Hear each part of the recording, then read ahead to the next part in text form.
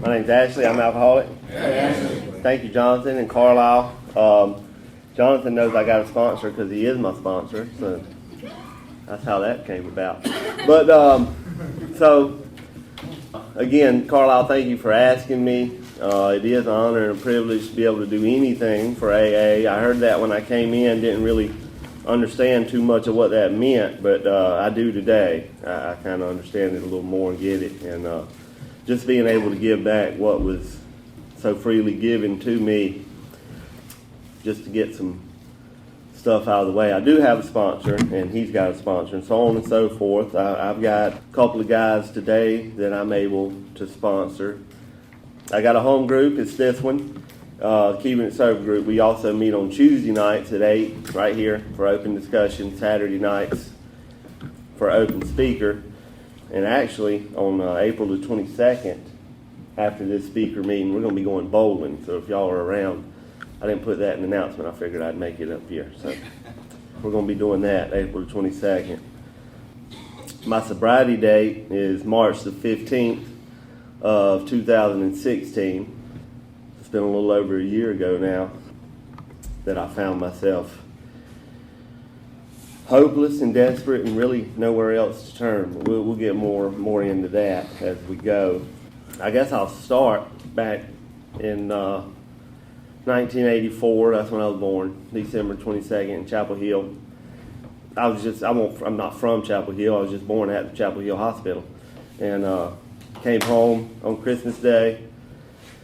I grew up in Deep River. It's a little small country community right outside of Sanford. Not really a whole lot going on there. We don't have a stop light. We only got 2 stop signs. So there's really, I'm definitely not from no big city or nothing like that. But I had a good childhood. I did. I always had what I needed. There was always stuff I wanted, of course. And that's just, it was never enough for me. Childhood, hell, even today sometimes. That's just how I'm wired. But my parents did split up when I was about, 4 or 5. And I remember that was probably the first feeling that I ever remember having was, it was a mixed bag. It was anger and fear, and I thought that I had ran my daddy off. I thought I was the reason he was leaving. I couldn't understand how a father could leave his son like that. Just all that stuff. I guess I don't know if all 5-year-olds think that or not. Maybe they do. I don't know. But I know I did. And, looking back now, I know that, grown-ups just sometimes have problems that they aren't able to work through, and they have to separate. I've done that a couple of times myself. We'll get into more of that later. But so from early on, all of my friends, their parents were together. My mama, she really did a good job raising me, and my daddy was around. He coached my baseball team and stuff, and I saw him every other weekend, and he always made sure that we had stuff to do. But really, like my mama and my grandma, that's who I was around most all the time. I did have a grandfather that he done a lot of stuff with me, probably more stuff than my daddy did, as far as taking me football games, basketball games. He was a big-time Carolina fan, so I was fortunate enough I was able to do that. And I know today that the only reason I was able to do that is because he is a member of this program. And through being in here in these rooms, and through him receiving a sponsor, it offered him the way of life that you guys have shown me. And so I want to thank y'all for what y'all have done for him, for him being able to show that to me. And I say that because I've got another alcoholic grandfather that he died when I was 1. He killed himself. He got drunk one night and killed himself. So from an early age, I got to see both sides of the coin. An alcoholic grandfather who had a program in place and lived it, and one that didn't, and the results that he ended up with. So with that being said, I know, I remember what that last year for me felt like, and I remember the feeling of wanting to die, but really, I don't know, not having I don't know if courage would be the word to carry it out, but knowing that when I went to bed at night, I'd be okay with not waking up in the morning. Thank God I don't go to bed with those thoughts tonight. And it's only through this program and through a higher power, which I do choose to call God. I might use the word God a lot tonight, but he means the world to me, and I'll be forever grateful to him. And that's who I choose to call as my higher power, is God. So, but I was pretty active in sports, baseball, basketball, soccer, all that stuff. And I had a lot of friends that were too. But I remember never feeling quite up to par with the rest of them. Again, my parents weren't together. Theirs was. Me and my mama, we stayed in a little single wide trailer. They all had houses, just outside stuff. Like I would compare my insides to their outsides, I guess, would be the best way to put it. And I never felt like I measured up to them, though they never really gave me no reason to feel that way. I know today it was all self-centered fear that I was experiencing during that time. And that's something that stayed with me throughout the course of my life, really. I never felt like I measured up. It was all until I came into this program and really grabbed a hold of it this time and found a man that I did ask to be my sponsor. I had asked one other guy before, and he turned me down, and that pissed me off. But we'll get more into that later, too. I got a bad habit of wanting to jump ahead here. My thoughts are a little scattered right now. We'll try to get it back in here. But I never felt like I really measured up. I felt like I was either not as good as, or maybe I'm a little bit better than you. Never on the same wavelength here. And for what, I don't know. I can't explain it. Again, self-fear, that's all I really know how to say. But I also grew up around a lot of women, older women. And I don't really know what that done to me as a kid, but I know that I liked it when they liked me. And my mama, she was a hairdresser. She had her own beauty shop. I was always around these women, and I liked them liking me better than if my daddy or some of his friends liked me. I don't know what it was. And that's something else that I carried on with me for a long time, held to this day even, is that acceptance from a woman. And that became, at times, probably, as big of a problem as alcohol was to me. Just the reality of it. But again, we'll get into that later on.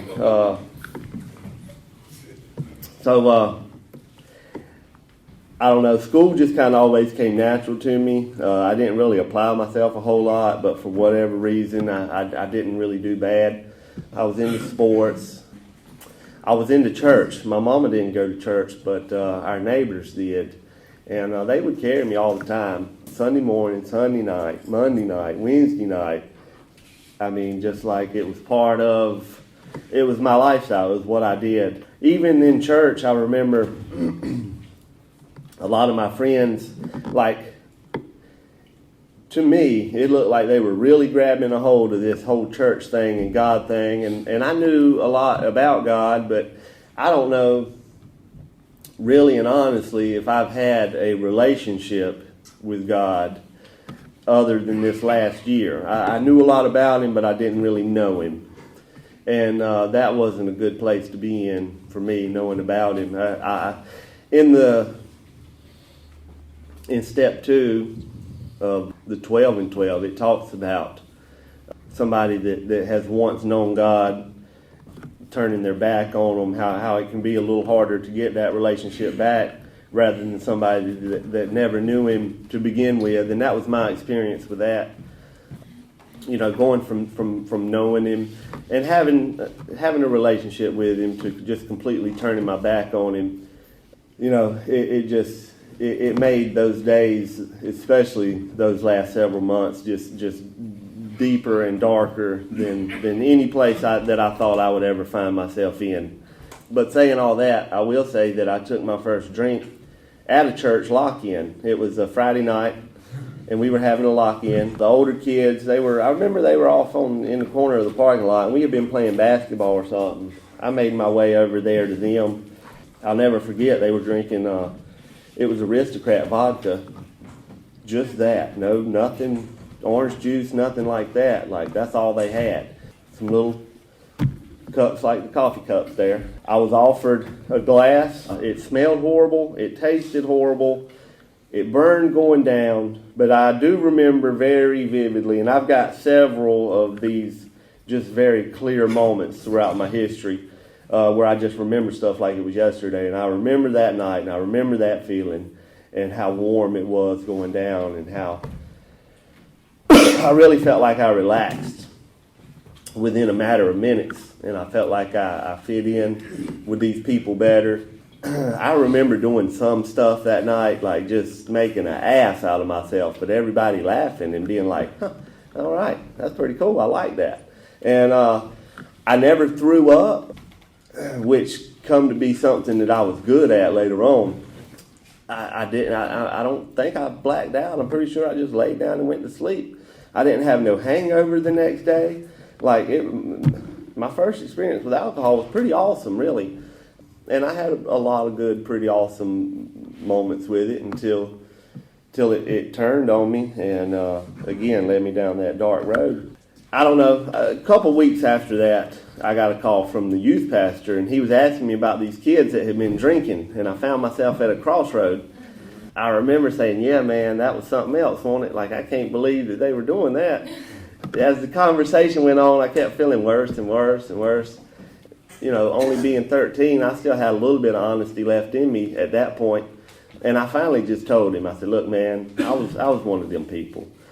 That was probably my first experience with a consequence. Because I had been a pretty good kid. Like, I say that. My daddy would tear my ass up. And my mama would probably do it worse than him. So it didn't take too many years of getting spankings to realize that I better not be doing this. So I was just not very much of a rambunctious or a rebellious kid, just because I didn't really like getting my ass whooped. And that's what was going to happen if I done that. So 13, they found out that I was drunk this night at church. You know, all hell is coming down upon Ashley. Especially my grandma found out, like, it just wasn't good. And I think that we had me and my daddy, we played golf a lot at this time together. And I'd say he didn't let me, we had a tournament coming up, and he wouldn't let me go to it. And I wasn't able to do this, that, and the other for a little bit. And, you know, but it was whatever. You know, at 13, you can't really just start drinking every day. Like, if I said that I started that day drinking every day, that'd be a lie, because it didn't. But what I did do was I remembered that feeling. I remember, you know, working some throughout the week. Again, like I say, I grew up in a little small community. Everybody had farms. There was all different kinds of little odd stuff to do for a boy of 13 years old. So I would work and save up my money. And on the weekends, my buddies, they had four-wheelers, and I didn't, but I would ride with them, you know, one of those numbers there. And until I did finally get my own a couple of years later, but I was that backseat man for a long time. So what we would do, I would save that money up for that Friday night and Saturday night. We would camp out and drink and, you know, all that stuff, and like, that's what I live for. That's what I went through the whole week looking forward to was that weekend. And we made the most of it. We had a good time.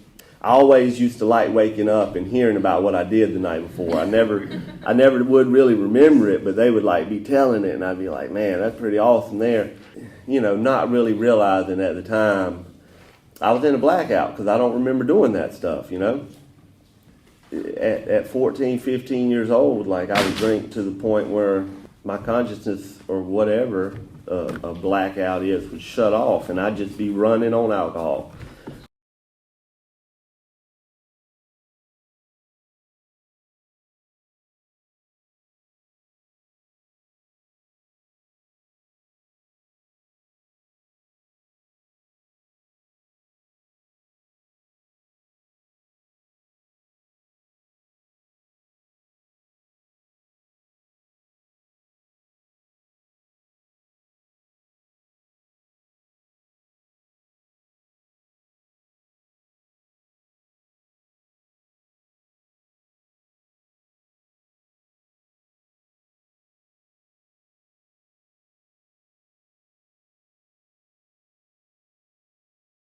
About 16, I got my license. That was when my daily usage probably started kicking off there. I had my car, I had a little freedom. I smoked marijuana for on the way to school, on the way home, in the evenings. Still really only drinking on the weekends just because weed was easier to get than alcohol for a 16-year-old. It just was. So that's what I done. Again, by this point, my childhood ambitions were gone. I wasn't playing soccer. I wasn't playing baseball. Wasn't playing basketball. Not at the school level like I had been, growing up. Really, I was just living for the weekend, and that was about the extent of it. I had a little side job still where I'd make me a little money so that I could do my thing on the weekend. I hung out with a lot of different people throughout high school. I didn't really have an identity. Whatever clique I felt like I fit in with at that time, that's where I went. I never really felt a part of anything with anyone, and that's just what I done. I wore all these different masks just to fit in with these guys, and when that didn't work out, I'd go over here with these guys. For me, like that meant, a wardrobe change. Like I went from a little gangster to a prep to all these little different things, and that's what I done. And really never did find my identity through any of that. But again, my grades were okay. Didn't really study or put forth a whole lot of effort, but I just kind of made it. And for whatever reason, I done pretty good on my SAT scores, and I was able to get into a college in Greenville, North Carolina. It's called East Carolina, and I had heard about it, and I heard that they done some pretty good partying down there. I went, and now going from Deep River to Greenville is no big, huge metropolitan area, but going from Deep River to that, like it was like New York City to me. Boy, there was girls and there was alcohol, and like I was where I had belonged my whole life is what I felt like. I think the first night that I was there, I ended up somewhere I had no idea where I was at. I got drunk, like everybody down there was doing what I enjoyed doing. So I found my crowd of people at that point in my life, I had thought. And I think I ended up in some bushes that night. And that's where I woke up at anyhow. I don't know how long I had been there, but I did make it back to my dorm, and like instead of being like, damn, what happened, I was like, woo. Like that was pretty cool right there that I made it through that. So went my college career for the next year. I did stay there a year. I did manage a little bit. But I'd say that point right there was where my drinking and my alcoholism really took off.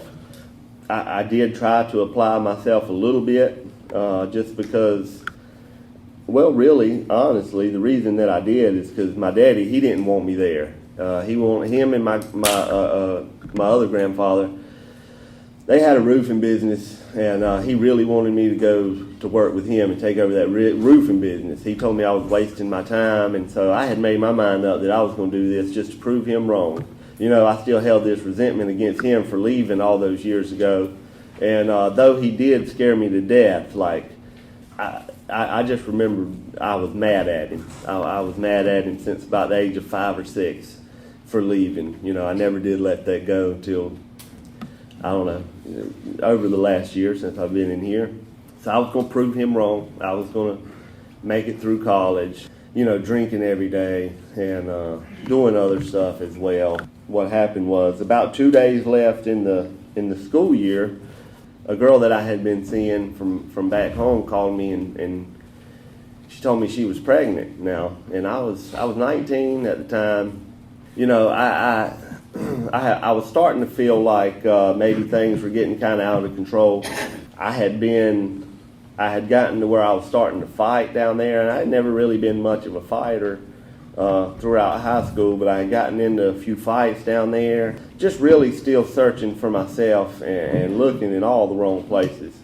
But I remember getting that phone call, and the first thing thinking, all right, this is going to be a game changer right here. Like, I'm going to go back home. So I left school, 2 days left, didn't take the final exams, pretty much just pushed that opportunity off to the side because I thought I was going to go back home and this baby and this woman was going to bring me back around to, a little bit of normalcy maybe. It didn't. And not to get too much, I don't want to tell her story or bash her, but throughout her pregnancy, me and her did do some drinking and some other stuff to where when that little baby was born, I got to see addiction and alcoholism in its rawest sense of the form. This little baby came out, and she was red, she was screaming, she was shaking. The doctors didn't know what to do. Hell, I didn't know what to do. I just cried and cried and cried. After about an hour of her being born, they put her in an ambulance and drove her down here to more regional and put her in the NICU.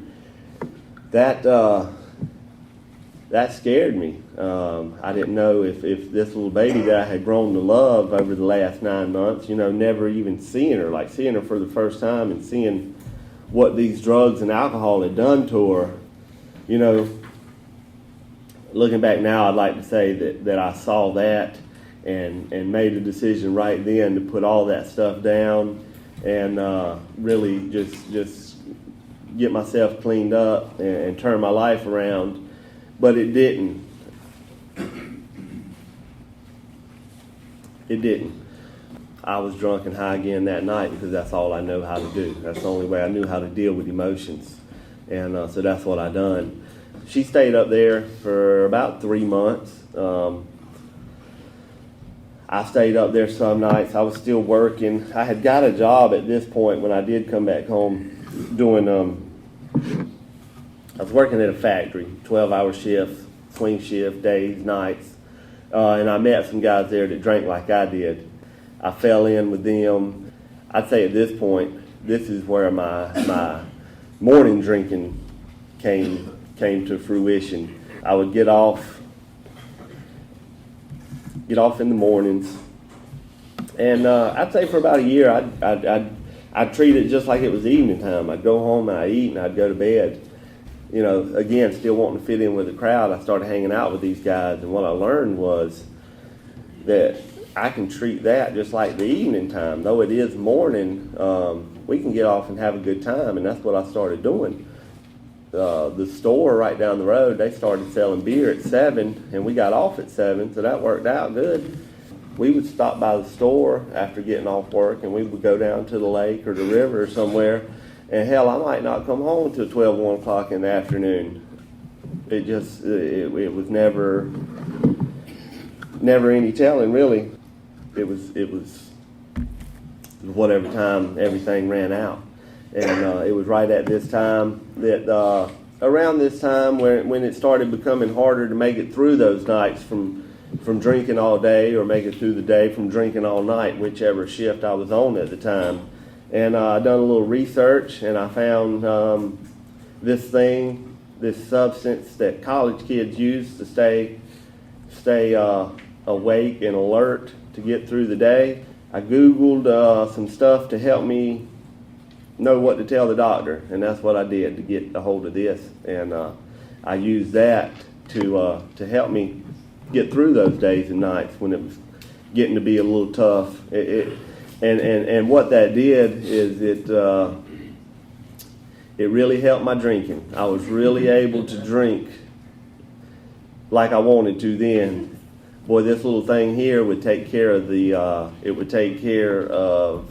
hangover. It would give me energy. It would give me stamina.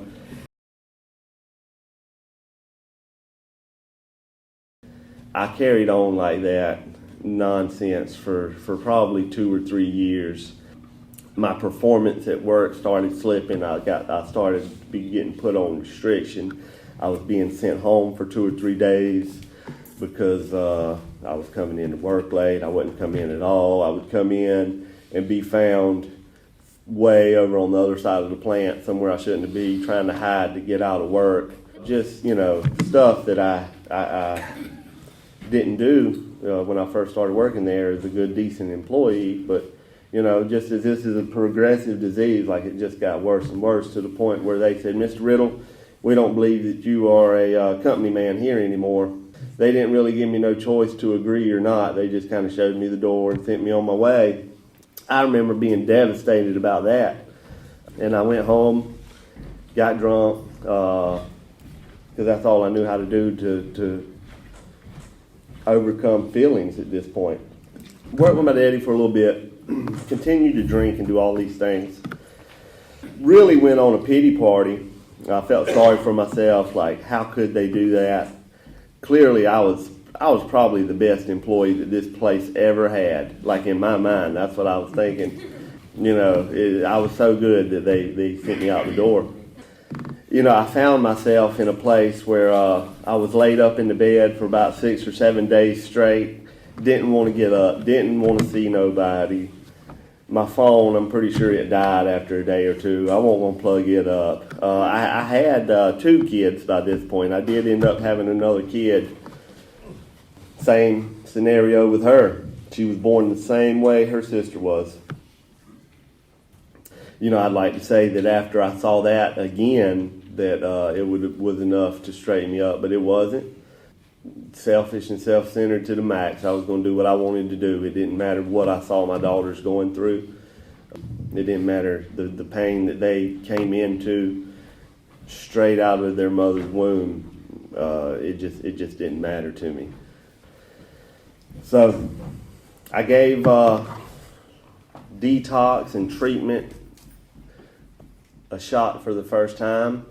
Going into detox, I really thought after about a day or two that I had probably over-exaggerated this thing a little bit. Like I seen all these people in detox that were, now this was at the time a detox and a psychiatric place. So there was a mixed lot of us in there.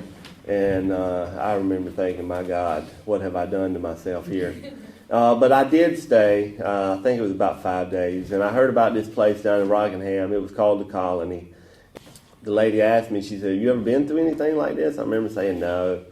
Like really, my mama was pushing me to go get some help. Was the only reason really I was even pursuing this thing. I did think that there was a problem present, but I didn't really think it was quite as serious as what she was making it out to be. So the first time I came in here, like even from detox to the colony to coming into these rooms, like I really identified out.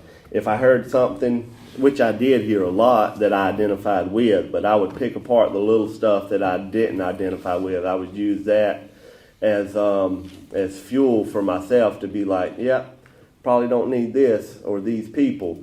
And again, I already had it made up in my mind down at the colony. They were talking about sponsorship and this, that, and the other, going to meetings.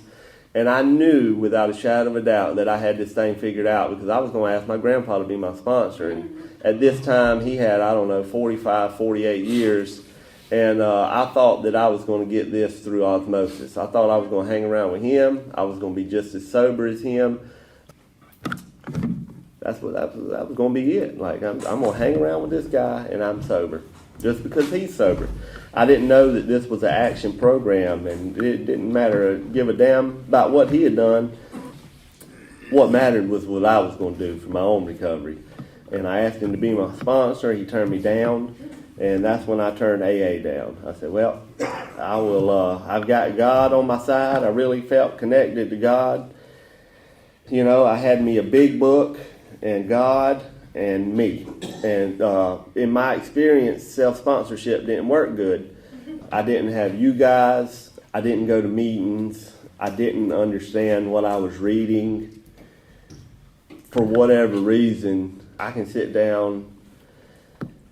I don't know, even to this day, I can sometimes sit down by myself and relate a little bit to that book, but for whatever reason, when I sit down with another person, with another man and read through it, like the words just jump out at me and I find myself all through it. I call that God. You know, other people may see it differently or whatever, but I mean, I just feel like that's God being in the middle of a crowd, you know, because I remember hearing, wherever 2 or 3 are gathered, so shall I be. That's one of those things that really stuck with me.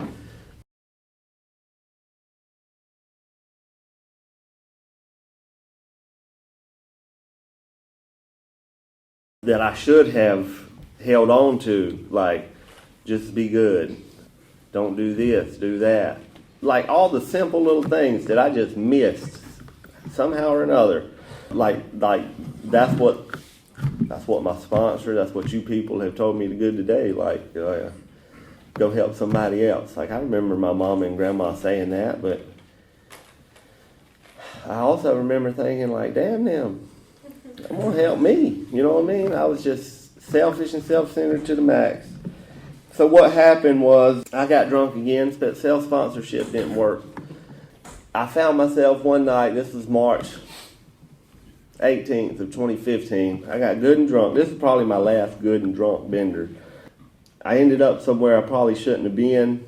I was with another guy that had been drinking. We weren't hanging out. I kind of went to where he was at, and some stuff had happened, and he ended up stabbing me a bunch of times that night.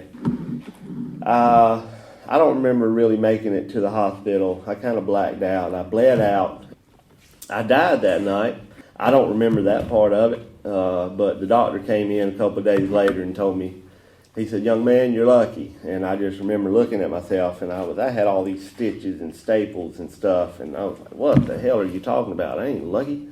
He was like, you died, man, and we were able to bring you back. And I just remember thinking, you know, it didn't click with me at the time. It didn't really sink in what had really just happened. The only thing I do remember vividly is thinking, I don't know if I'm going to be able to drink no more, but I know that this stuff that they're putting in me right now is going to be good when I get out of here. And that's what I used for the next year to bring me down to the point that I got down to. I tried drinking after that. I couldn't. My stomach was too messed up. As soon as it would hit, it would come back up. But I still would try. And I would try to drink real fast, and then it would come up real fast. But I thought maybe if I got enough down, like I could get some type of feeling. But I got a feeling all right. You know, that last whole year was miserable. It really was. Like, I had started doing, I ain't going to take a fifth step, but I had started doing stuff that I thought that I would never do. I used to really hate and dislike people like the person that I had turned out to be. And that's just what it was. My oldest little girl, she looked at me one day about 3 or 4 days before I went to treatment, and she was crying, and she said, Daddy, like, I don't know what's wrong with you, but you're sick, and I really wish you'd get some help. I wish you'd go back to that place. She was talking about the Samaritan colony. She remembered, I guess she saw some little bit of hope in me when I went through there the first time. She was telling me, she was screaming out for help for me. And I remember going and getting high after that because it kind of disturbed me, and I didn't like that feeling. The only way I knew how to change that was to go get high, and that's what I done. But I did think about that the next few days. I've heard it before, But they were at school one day. I was at my mama's house, and I knew I couldn't keep going on like this. And I dropped down to my knees on the side of the bed, and I just said, God, please help me. I started making some phone calls. I got into a treatment center. I didn't know what I was going to do after that. I knew going home wasn't an option. I really planned on staying in the Greensboro, Winston-Salem area. But for whatever reason, I heard about Bethesda, and I made a phone call, and I got in down here. And I really believed that that was God working in my life already at that point, and I didn't really know it. Because what has happened since then has really been the best year of my life, like the most freeing, the most peaceful, the most hopeful. You know, looking back on it, I had some pretty good years with my kids, but I was never really the daddy that they wanted or that they needed. And though I'm not with them 100% of the time today, our relationship is better. I got me an iPhone about a month ago, and it's got this FaceTime thing on there, and I'm able to FaceTime them, and they called me. They got some little iPads for Christmas, and we FaceTime every day, and just the way that they talk to me is different from how they used to talk to me. They don't know what's going on down here in Aberdeen, but they know that their daddy is better than he was when he left from there a year ago. I owe all that to you people. I had a guy waiting on me when I got to the Bethesda house, somebody I'd never met before. My grandpa made a phone call to somebody down here, and he was there at Bethesda waiting for me when I got down here, and he treated me like I was his son. He carried me here, there, and everywhere, and he told me, he said, start looking for a sponsor. It was a Tuesday night meeting. I met a guy right back out here on this concrete area, and for whatever reason, like, he came up and asked me how I was doing, and he really looked sincere, like he really cared about me. And again, coming from this hopeless state where I didn't care about me, to see somebody else seem like they really cared about me, I drew some hope off of this guy. I asked him to be my sponsor. He asked me a couple of questions. We know how that deal goes. He told me to call him. He told me what to do in the morning. He told me what to do at night. He told me what to write, what to read. And that was okay. I needed that at that point. I needed clear guidance and direction because I didn't have a clue how to live anymore. He told me if I had a problem to call him, and boy, I called him a lot because I had a lot of problems early on. Like, every little thing upset me, pissed me off. Like, I was living with all these guys over here at this house, and they couldn't do nothing right. I would call him, and he'd be like, "Yeah, you prayed about it?" And I'd be like, "No, man. Like, I prayed this morning. That's good."